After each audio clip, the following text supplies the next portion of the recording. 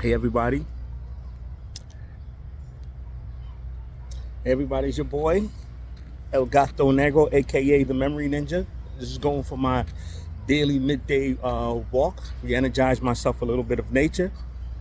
Today, I'm going to be talking about building your own personal knowledge management system. I call it the Smart Memory System, and it's a memory-based personal knowledge management system.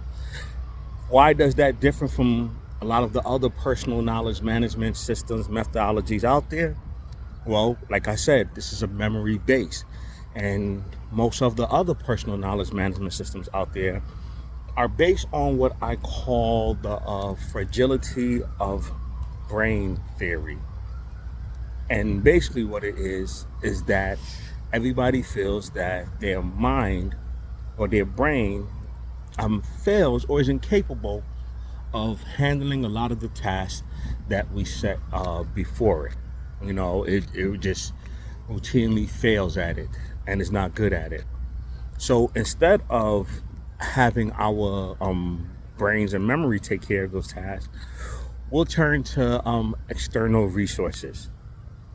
Nowadays, this usually means just digital tools and things of that like. And my basically, I guess my perspective, my point of view, where I go from is a bit different. I'm not really thinking about the idea of replacement, right? I don't really go for the fragility of memory, fragility of brain. I did there. My idea is that we actually have very powerful brains and very powerful memories that we actually just are not well trained in using and operating, right? So what happens is that, yeah, exactly. There are certain tasks that we're put before our memory that it's not built for, nor should it be used for. It's the whole fish out of water thing, right? It's because we don't really understand how our memory works and how it operates.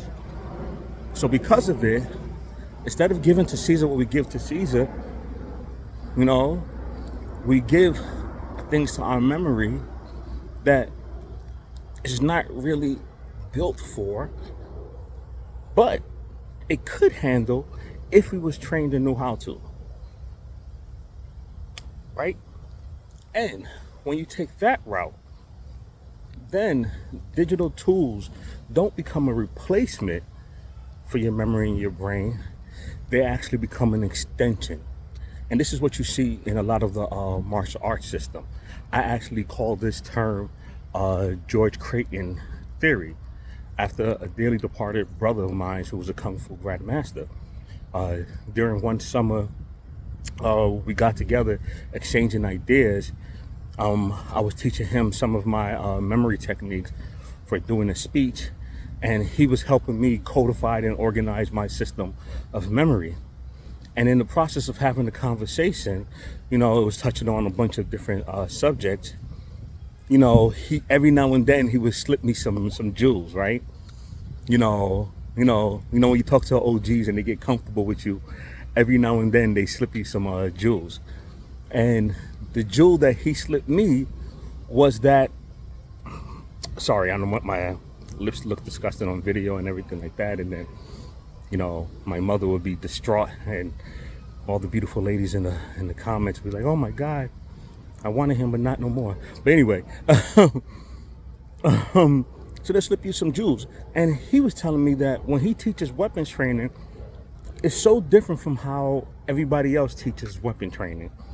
And I was asked him how. He's like, "Oh, because when he teaches weapons training, he teaches the weapon as an extension of who you are, whereas a lot of other people teach weapon as something you put into somebody's hand."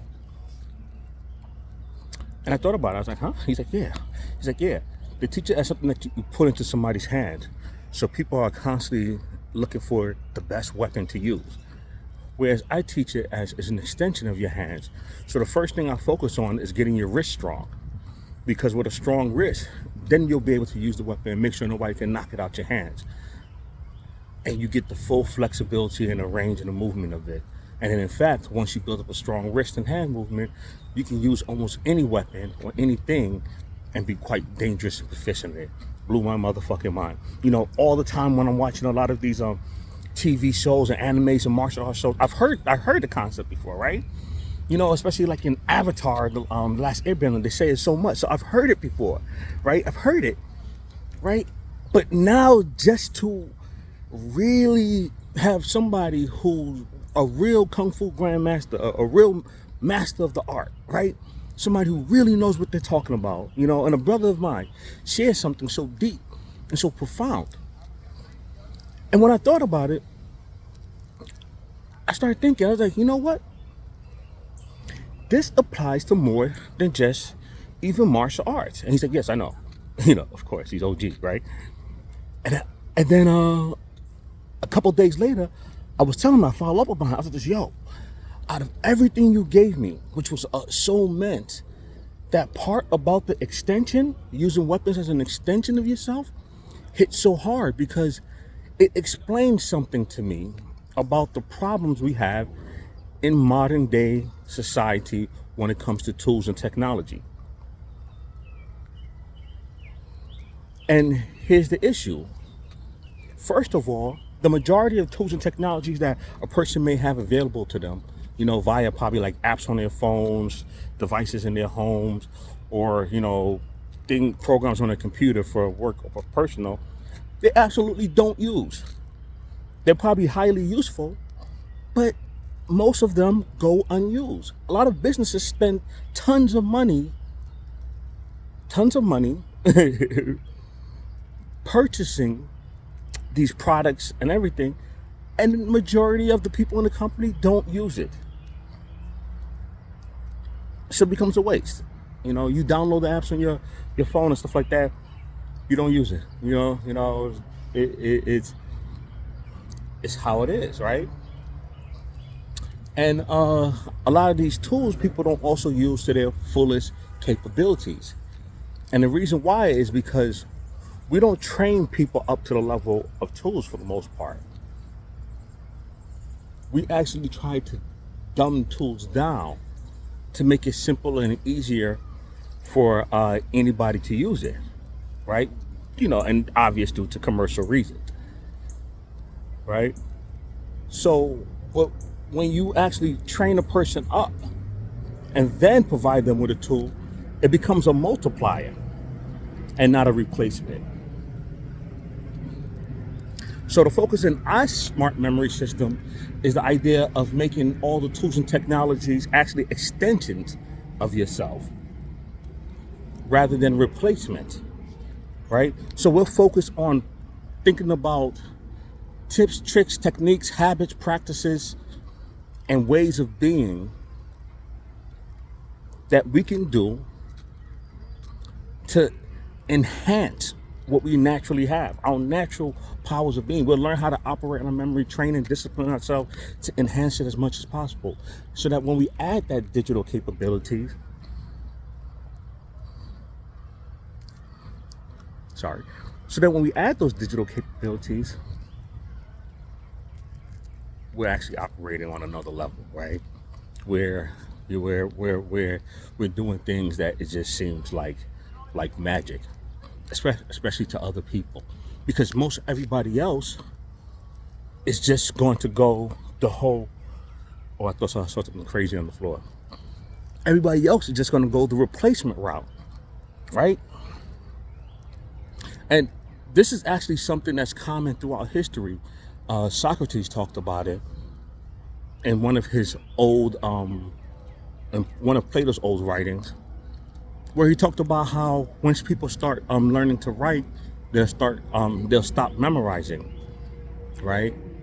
And even now they have this term called the Google effect, that people stop learning things because they can easily find it on Google. So people are actually becoming less and less knowledgeable. They're becoming less and less repositories of knowledge and just offloading it all onto some digital system, which is not bad because there's so much information out there. It's overwhelming to try to keep all of it. But the most important, most valuable information there is the information and knowledge stored in your head. This is why most knowledge management systems are designed to capture the knowledge of the employees. You know, this is why so many businesses, companies, empires fail when you lose key crucial people and you haven't captured that inner knowledge. You know, you can have all the knowledge of the world in books, but the only knowledge that matters is the one that you have access to immediately to use to solve your problems. And that best knowledge is the knowledge stored in your brain. So first you need to manage that, right? And you need to understand what is the knowledge that you want to have stored. What is the knowledge you purposely want to have stored in your brain so you have immediate and easy access to, right? This knowledge is what we call, is usually what is called expertise, right? This is a combination of patterns and the memory techniques to memorize those patterns, right, in order to accomplish certain goals. And the better you're able, the better and the higher quality of your patterns that you have at your availability, the better and easier it is for you to achieve your goals. You know, in some ways it's a measure of intelligence. It's a beautiful bird right there. And it just fits into the whole, all camouflage and everything. So yeah.